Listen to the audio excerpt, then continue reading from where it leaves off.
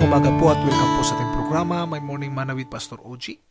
Buksan po natin ang ating mga Biblia sa aklat po ng Jeremiah, chapter 15, verse 16. Ito pong pagkasabi. Your words were found, and I ate them, and your word was to me the joy and rejoicing of my heart. My topic for this morning is Erasmus. Sino ba si Erasmus?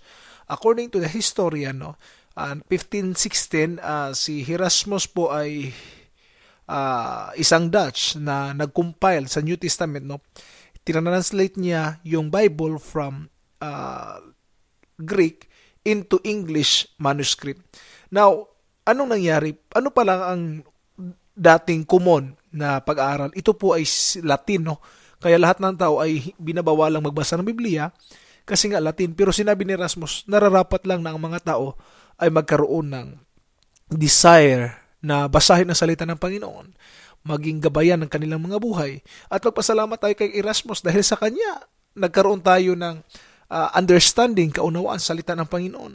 Kasi having God's Word in our own language allow us to experience the joy of meditating on it each day. Kaya po, magpasalamat tayo that Erasmus take a leap to translate the Bible from Greek to English. At ngayon nga, ang dami ng translation. Meron ng Cebuano, meron ng Ilonggo, Iligaynon, Waray, Ilocano, kahit ano pa, Bicolano. Marami pong translation. At yung mga bagay po na yun ay napakabuti. Kaya enjoy reading the Word of God.